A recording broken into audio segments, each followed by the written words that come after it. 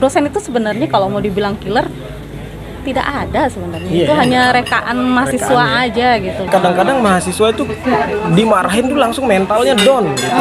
Kebanyakan begitu.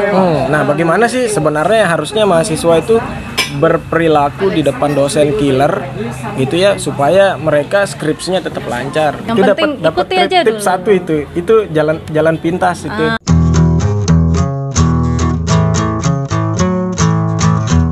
Assalamualaikum warahmatullahi wabarakatuh. Saya hari ini mau diskusi cerita-cerita sama Mbak Lia tentang bagaimana mahasiswa itu tentang bagaimana mahasiswa itu menghadapi dosen pembimbing skripsi. Jadi Mbak Lia ini dosen senior gitu ya. Jadi sudah malang melintang, bukan di Malang aja, kadang-kadang di Yogyakarta, di Jakarta gitu melintang-lintang itu ya, menghadapi mahasiswa skripsi gitu. Nah, kita akan tanya-tanya nih pengalamannya Mbak Lia, bagaimana mahasiswa itu sih sebaiknya menghadapi dosen pembimbing itu biar skripsinya itu cepat selesai gitu ya. Tapi kita ini sistemnya kita ngobrol-ngobrol gitu Mbak Lia. Ngobrol aja. Kita ngobrol-ngobrol, cerita-cerita gitu kan. Nah, kalau dari pengalaman saya sih gitu ya Mbak. Kadang-kadang mahasiswa yang zaman sekarang ini kan pengennya cepat-cepat selesai gitu. Pengennya instan aja. Asal buat gitu, asal copy paste gitu kan. Pengennya cepat selesai, pengennya cepat di tanda tangan ACC aja gitu. Nah, itu kira-kira bagaimana sih pengalaman yang Mbak Lia itu? Banyak sebenarnya. Kalau anak mahasiswa, bukan anak ya, rekan. Kalau saya bahasanya rekans biasanya. Nah, jadi rekans mahasiswa itu biasanya berbeda zaman, berbeda era, berbeda juga cara pandang dan mindsetnya biasanya. Satu hal sih sebenarnya yang sekarang, kalau kita tekankan yang sekarang itu biasanya memang mahasiswa lebih banyak pengen cepet jadi gitu. Akhirnya nempuh segala cara, ya sudah nggak apa-apa copy paste saja gitu. Tapi dia tidak tahu sebenarnya nanti ketika setelah skripsi itu ada beberapa langkah lagi yang harus ditempuh, misalnya uji Turnitin misalnya. Ya, plagiat. Plagiasi, uji plagiasi. Nah, itu yang tidak dipikirkan oleh rekan mahasiswa ini kebanyakan gitu ya. Nah, sehingga memang berbeda sama kita zaman dulu. Kalau kita zaman dulu itu cari buku, kayak saya misalnya masih mahasiswa dulu sekitar tahun 2004, 2005 ketika semester 7 kita sudah mulai skripsian, nyari buku itu sampai ke Jogja gitu. Iya ya, saking perjuangannya gitu. Terus harus bawa kardus tebal-tebal gitu ya, hanya untuk pengen dapetin buku yang kita butuhkan untuk skripsi. Tapi sekarang mahasiswa kan di era sekarang kan lebih canggih lagi ya. Ada internet, kemudian internet itu juga ada banyak sekali fasilitasnya, bukan hanya sekedar melalui laptop atau wifi lah ya. Kuota. Itu lewat kuota, itu kan paket data. Apalagi zaman COVID sekarang ada dapat kuota belajar gitu ya, tinggal WA-WA-an dapat bahan. Lalu kemudian Mas Amri pusing ya. Jadi kadang juga bisa kita tinggal copy, lihat ada jurnal yang di Google Scholar, bisa copy dari PDF jadikan Word. Yang penting nanti dosennya nggak tahu. Ya sebenarnya dosen tahu. Iya ya, harus sebenarnya mereka tuh tahu sebenarnya. Dosen itu tahu, cuman ya kadang ya udahlah. Ini mahasiswa kayak kita didik baik deh. Jadi stepnya itu satu, cari bahan, usahakan supaya dia mau mencari bahan, baik itu di internet nggak apa-apa, tapi paling tidak berupa buku misalnya atau jurnal, tapi tidak berupa copy paste, dia ketik sendiri harusnya. Nah seperti itu, apalagi kalau S1 kan cuman mencari, kalau bahasa orang hukum itu doktrin. Ya kan? Jadi tidak perlu harus membuat suatu doktrin, tapi mencari doktrin gitu. Itu yang paling penting sebenarnya. Berarti sebenarnya mahasiswa nih cepet itu bisa sebenarnya, tapi Cepet bisa. ya harus usahanya yang benar gitu kan. Harus. Karena kadang-kadang mereka nih copy paste tapi nggak tahu isinya. Nah, Kan pernah itu. nih Mbak Lia, kita kan kadang-kadang sebenarnya isinya nih bener gitu kan. Betul. Dari latar belakang sampai kalau ngerjain proposal itu kan bab 1, bab 2, bab 3-nya tuh kadang-kadang tapi kan mereka nggak baca gitu loh Mbak. Iya kan? Sering Banyak, kayak gitu kan. kebanyakan Nah, kasus seperti itu. pas kita tanya, padahal ada sebenarnya tulisannya, kita tes aja, kita uji aja. Nggak Tidak ngerti paham. gitu, nggak ada isinya gitu kan. Ya itulah salah satu penyakit dari copy paste itu seperti itu. Ya kan? Karena dia merasa oh ya udah ini intinya masuk di dalam pembahasan saya gitu. Tapi dia tidak tahu ke bawahnya itu seperti apa gitu. Iya benar. Ya kan? Tulisannya di bawah itu seperti apa. Kadang tercopy itu semua. Akhirnya dia taruh besok setelah itu di alinea berikutnya malah berbeda dengan alinea sebelumnya. Nah, ini yang kadang-kadang jadi masalah di dosen gitu.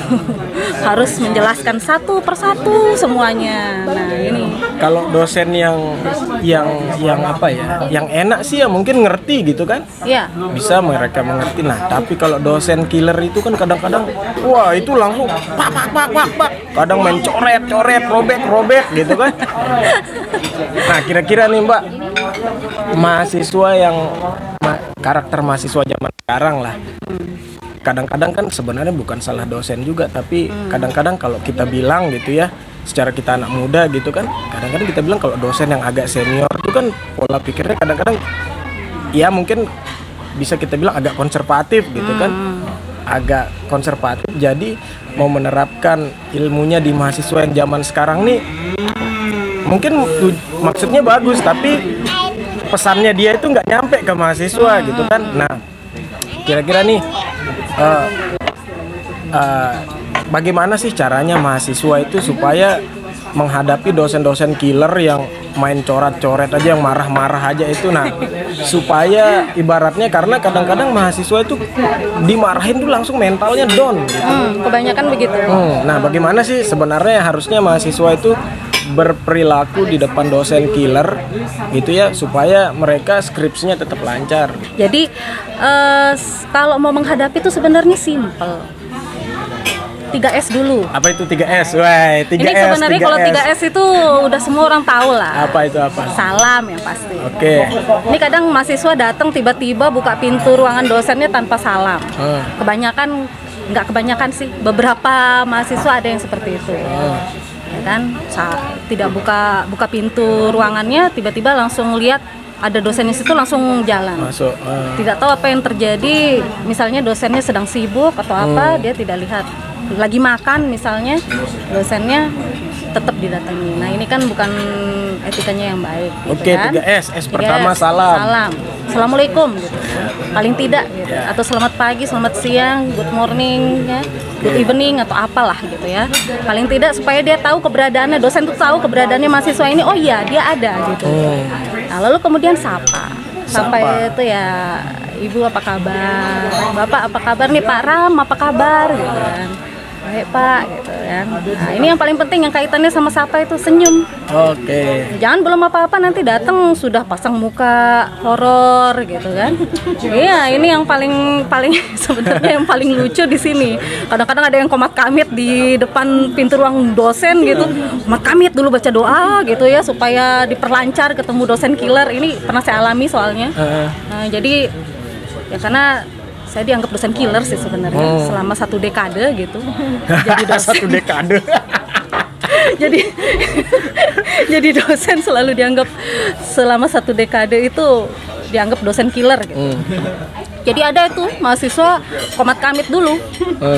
Jadi komat kamit ngomongnya baca apa mungkin gitu loh, mungkin baca ilmu pelet atau ilmu pelancar apa gitu, atau mungkin dia baca Quran 1 juz mungkin di situ ya, wallahu alam gitu, biar atau ayat kursi mungkin ya biar lunak gitu loh dosen killernya ini. Dilindungi malaikat kalau katanya. Nah jadi kadang seperti itu, senyum aja santai gitu, ini belum apa-apa pasang muka horor kita juga bingung gitu kan. ini anak mau ngapain gitu. Berarti intinya tuh salam, terus sapa, terus senyumin gitu ya. Nah, senyumin jangan maksa gitu kan. Ya Kalau kan dicontohin Mas. Contohin ya. Iya, Contoh jadi misalnya. mahasiswa ini. Atau 3S. Pakai main mata nggak? nggak boleh, kalau sama saya nggak boleh main mata gitu. Berarti 3S itu tadi kita terapkan, tapi kita lihat situasi Lihat dulu kan. situasi dulu gitu loh, bagaimana dosennya, sedang apa dosennya. Kan di atas misalnya walaupun kita berilmu kan di atas segalanya itu kan etika. Itu yang paling penting. Oke. Jadi yang kita harus lihat ini dosennya lagi ngapain, sibuk tidak gitu, atau sedang ada tamu tidak. Misalnya sedang makan siang tidak, karena kebanyakan dosen biasanya stay sampai sore gitu di ruangannya gitu. Nah ini dilihat ibu sibuk tidak gitu, atau bapak sibuk tidak, saya mau konsultasi. Seperti itu kan, jadi lebih nyaman kita. Berarti, apalagi kalau sambil senyum, misalnya seperti ini, Pak Ram, assalamualaikum Pak Ram gitu, lagi sibuk tidak? Kalau horor gimana, Bu? Pak, saya mau konsul. Pak, mau konsul Pak gitu kan. Nah kan itu sudah kita ini anak belum apa-apa sudah takut sama kita gitu ya kan. Nah, jadi Takutin aja sekalian gitu. Berarti Karena gitu takutin ya. aja Iya, sekalian itu, gitu. itu bagus Ada tuh. yang ini yang kurang ajar misal di WA gitu. Pak, kapan ada waktunya bisa temui saya deh. Nah itu tuh nih, ini mau saya tanya selanjutnya nih. Kan kalau zaman dulu kan belum ada telepon tuh, belum ada, kita masih susah kadang nelpon aja kadang. Ya, apalagi nggak zaman diangkat, saya, kan? benar. Nah kalau sekarang udah gampang banget, semua Banget. dosen udah pakai WA, tinggal WA gitu kan. Nah untuk dosen-dosen senior, semua dosen lah gitu ya.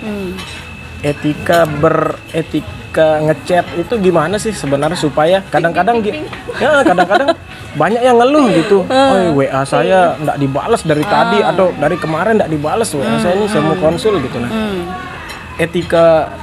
etika mengirim pesan melalui media gitulah ya. Itu bagaimana sih Mbak sebenarnya? sebenarnya ini basic ya. Siapapun kita WA, siapapun kita hubungi, itu yang penting harus satu, yang pertama lihat waktu dulu. Oh, oke. Nah, itu sih kalau menurut saya gitu Oke. ya. Lihat waktu dulu. Misalnya kalau ada beberapa dosen seperti saya contohnya, itu juga sering mengatakan bahwa saya punya WA itu online 24 jam.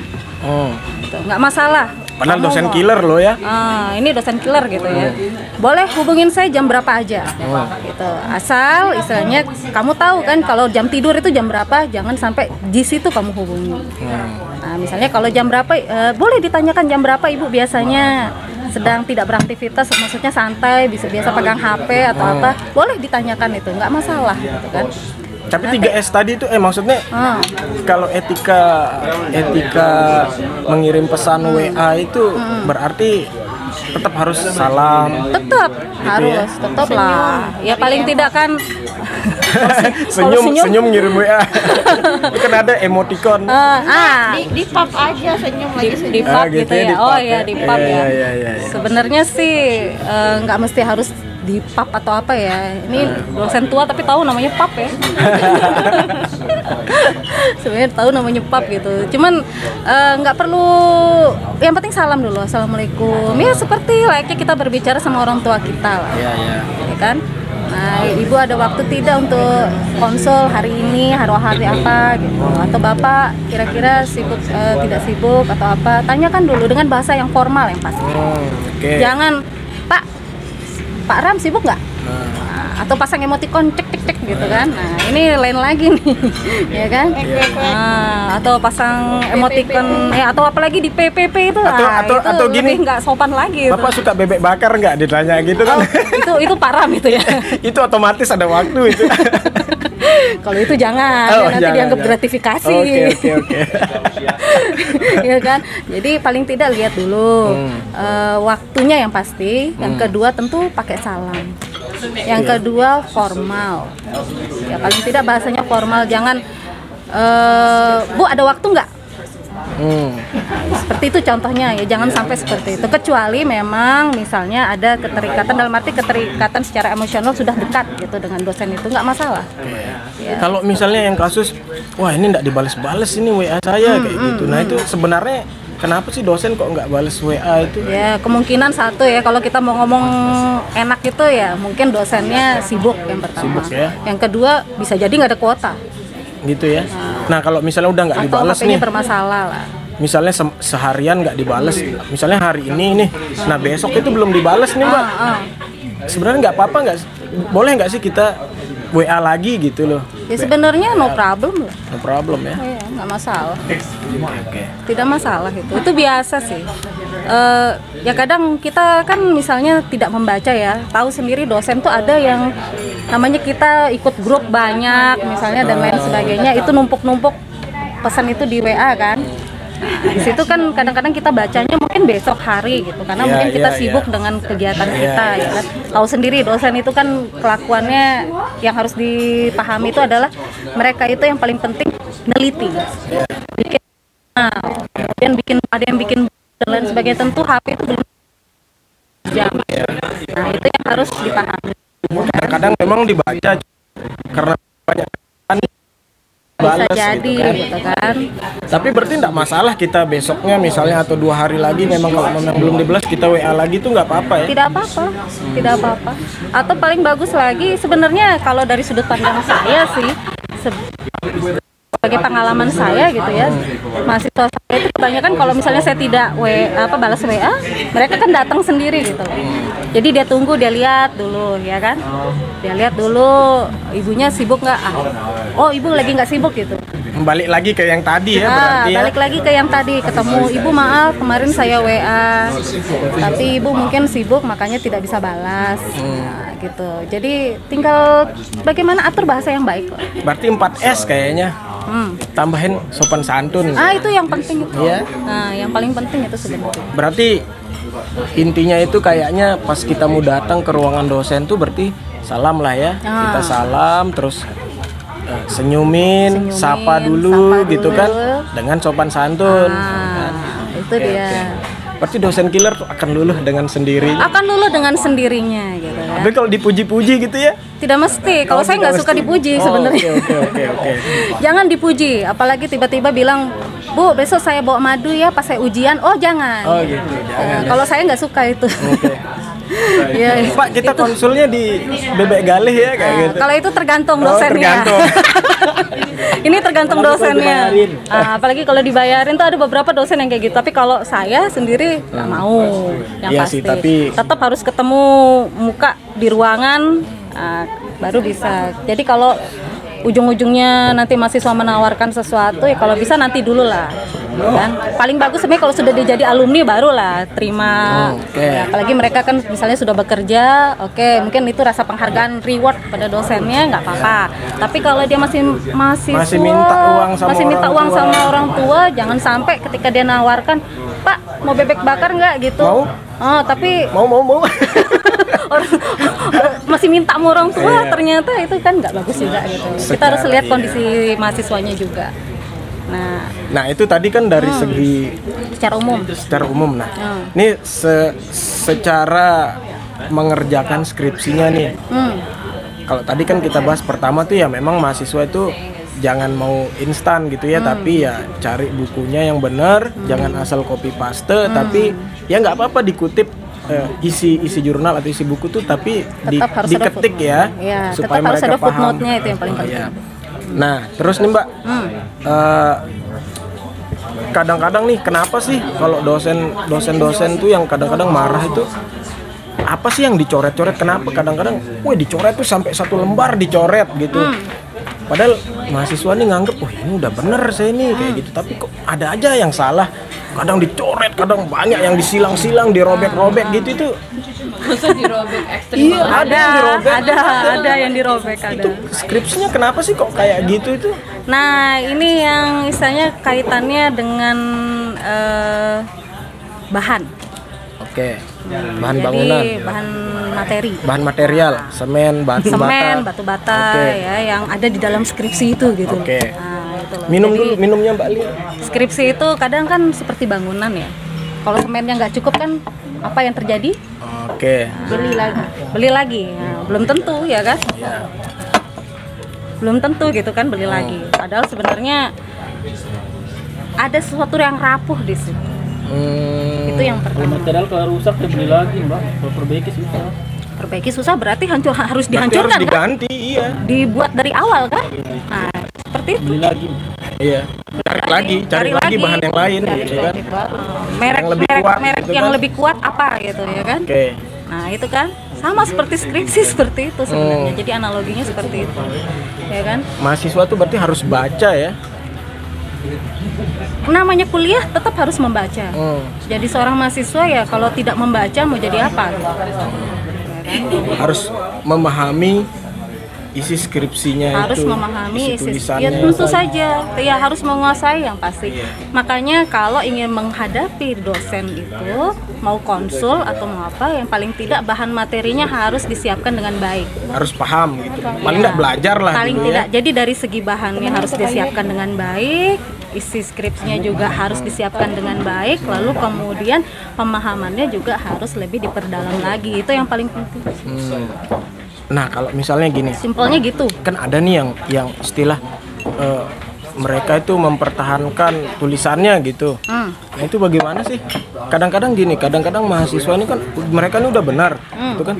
Tapi disalahin sama dosen. Nah, dia ini berusaha mempertahankan tulisannya gitu ya. Berusaha mempertahankan. Ini Pak, saya pakai teori yang ini, dia begini-begini gitu kan. Tapi tetap disalahin sama dosennya. Itu satu.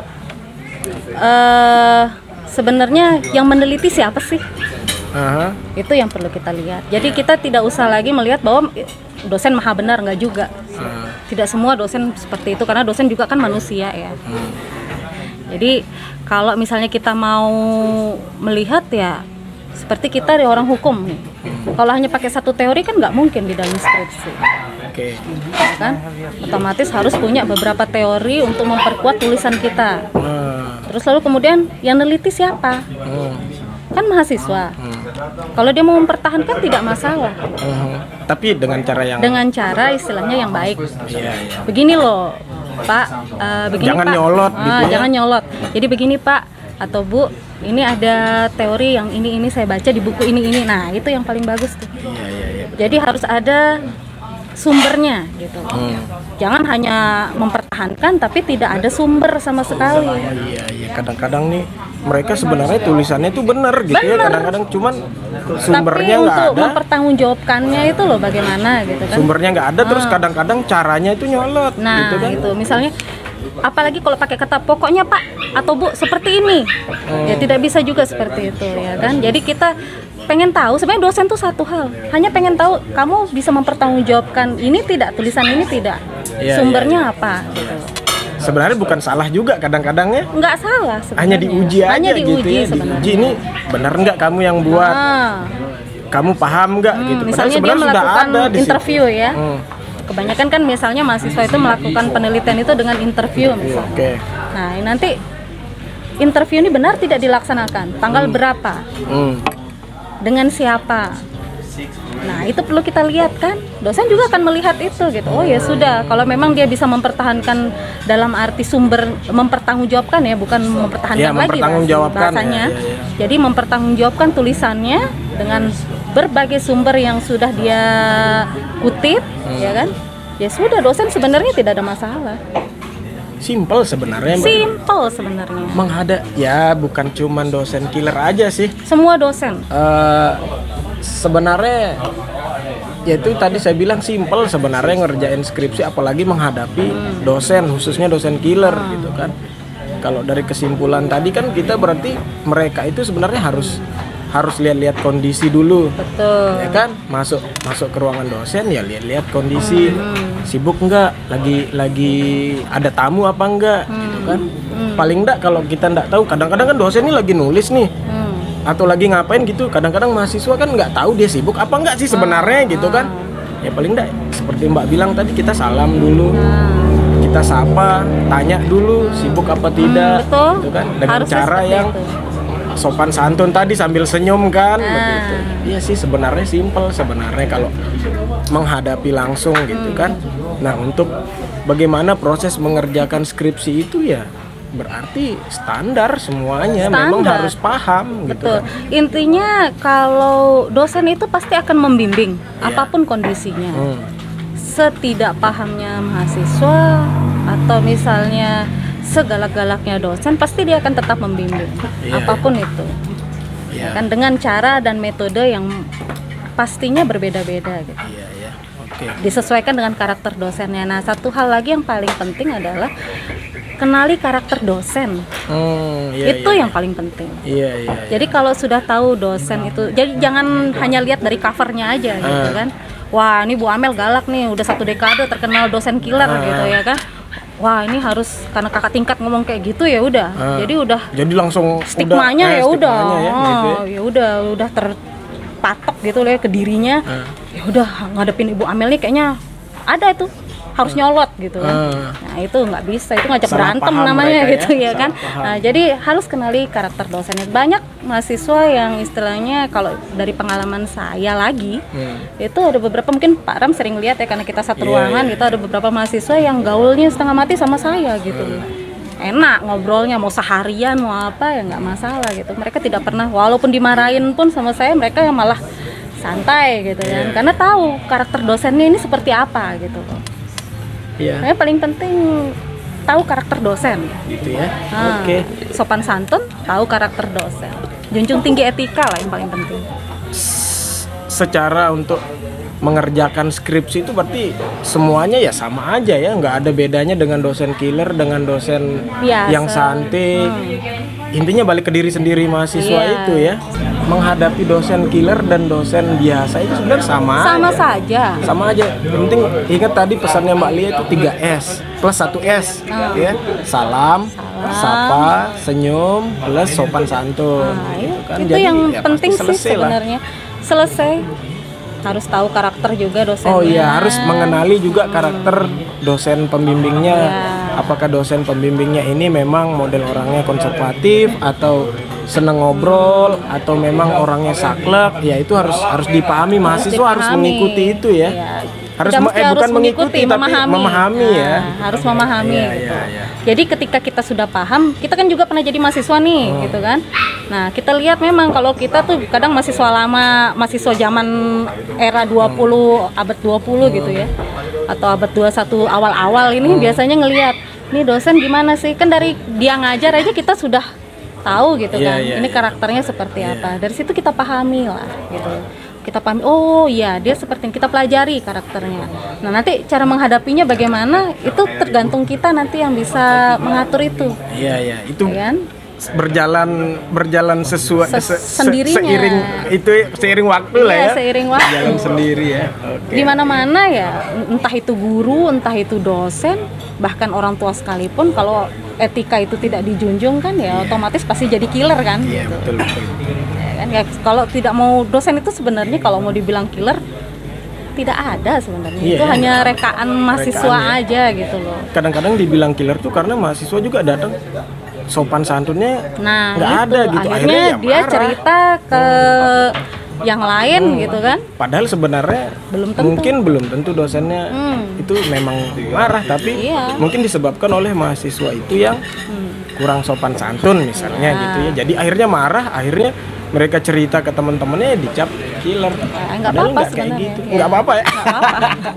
Bukan karena apa-apa ya, karena sudah ya udah mau dicap killer, kita mau ngomong apa, kadang-kadang dosen seperti itu gitu kan. Ya udah biarin aja sudah gitu ya. Tapi nanti kan bagaimana yang menghadapi kita itu yang menilai kita. Iya betul, betul. Itu sih. Berarti kesimpulannya itu simpel aja, nggak ada beda ya dosen. Nggak ada beda. Dosen killer Standar. sama dosen biasa standar lah, yang penting Basic lah itu. saling memahami. Ingat tadi 3S plus 1S tadi kan. Untuk skripsinya ya itu balik ke diri sendiri, Betul. balik ke diri mahasiswa sendiri gitu kan. Ini hasil karya siapa sih sebenarnya? Iya. Ya kan kita kan dosen membimbing gitu. Hmm. Tapi siapa yang mau cepet lulus, mau siapa yang istilahnya baik skripsinya supaya nggak malu lah gitu Iya. ya. Berarti harus berusaha Berusaha itu siapa? membaca, gitu. memahami gitu kan. Baca, memahami, baca, memahami. Iya. Ya kalau saya sih jangan sampai menghafal. Memahami yang penting. Karena kalau memahami itu, kalau kita tahu intinya ya sudah, kita paham keseluruhan gitu. Betul. Oh ya, satu lagi nih Mbak, seperti yang kita ngobrolin tadi. Berarti kan mahasiswa nih harus paling tidak dia dengerin terus ikutin lah kata dosen itu ya. Iya, ikutin aja dulu gitu kan. Nah, ikutin aja dulu ya. Nggak apa-apa. Dosen itu sebenarnya dia, kalaupun namanya manusia sekali lagi, otomatis ya pasti kita tidak ada yang sempurna gitu kan. Pasti kita dikritik pun tidak masalah, asalkan kritikan itu baik, membangun kan, bahasa bosannya gitu, bahasa boringnya itu ya udah membangun gitu loh ya kan. Nah jadi kalau misalnya ingin ya cara jalan pintasnya ikutin aja apa semuanya aja, ya. gitu. Semua apa kata apa maunya dosen pembimbing. Jangan bebel lah gitu ya. Jangan bebel, jangan bandel gitu. Jangan keras kepala apa ya bebel itu ya. Jangan keras kepala lah gitu. Iya. Yang itu penting dapat ikuti aja tips dulu. satu itu jalan pintas itu. Jalan pintas ikuti aja dulu. Dengerin apa kata dosen pembimbingnya, ikuti aja dah. Ikuti aja dulu. Iya, gitu kan. Nanti setelah pas mau ujian bisa juga tuh. Ya kan, kayak saya dulu waktu pas tesis rada bandel juga gitu pas ujian, ya kan, karena ingin mempertahankan tulisan tapi harus kita punya sumber yang banyak gitu. Ini begini loh Pak, ini begini loh, kita buktikan gitu loh bahwa ini memang ada sumbernya. Nggak apa-apa, mempertahankan itu nggak masalah gitu. Yang penting ikutin aja dulu Pak. Ikutin aja dulu ya. Ikutin sampai ditanda tangan. Sampai ditanda tangan. ACC, alhamdulillah. Gitu Alhamdulillah. Kan? Oke gitu teman-teman, itu tadi pesannya Mbak Lia. Jadi sebenarnya nggak ada bedanya dosen killer sama dosen biasa itu tergantung bagaimana cara kita menghadapi dosen gitu ya. 3S plus 1S, salam, sapa, senyum plus sopan santun. Untuk skripsinya sendiri itu balik ke diri mahasiswa sendiri. Iya, gitu. Dosen tuh hanya membantu. Nah, tuntutan kita kalian, memfasilitasi. Iya, tuntutan kalian sebagai mahasiswa yang membuat skripsi itu ya harus benar-benar harus kalian pahami skripsinya itu, jangan asal copy paste gitu. Sumbernya harus ada. Kalaupun mau mempertahankan tulisannya ya sumbernya harus ada. Kalau misalnya dosennya nguji, kadang-kadang ngeyel-ngeyelan sama dosennya ya itu mahasiswa. Sebenarnya dosen itu bukan ngeyel tapi hanya nguji aja gitu. Hanya menguji. Mahasiswa itu berarti balesnya itu meresponnya itu ya tetap dengan cara sopan santun. Pasti selesai lah itu, pasti cepat selesai. Nah, jalan pintas yang kita bahas tadi itu kalau mau cepat gitu ya ikuti aja apa kata dosennya. Dosennya kamu dengerin nasihat dosen pembimbingmu, terus kamu ikuti aja apa aja katanya, ikuti aja. Kalau besok pun misalnya masih ada yang kurang, dia suruh apa ya ikuti aja terus gitu. Itu jalan pintas ya, salah satu. Insya Allah nggak bikin sesat lah. Iya, insya Allah nggak bikin sesat. Jadi gitu teman-teman yang sedang ngerjain skripsi yang mentalnya lagi down banget nih gara-gara dosennya banyak permintaan atau dimarah-marah gitu. Ya, jadi semoga bisa menyemangati kalian. Semoga semoga skripsinya bisa cepat selesai ya. Amin. Oke. Itu maunya dosen itu. Iya, benar. Biar cepat wisuda. Kita senang juga kalau mahasiswa itu tepat waktu gitu kan. Sangat senang, dosen sangat senang itu. Sampai sini dulu ya pembahasan kita sama Mbak Lia. Jangan lupa subscribe channel ini, like juga dan share ke teman-teman kalian, siapa tahu bisa membantu gitu ya. Kita akan kembali lagi dengan pembahasan-pembahasan yang lain seputar skripsi. Assalamualaikum.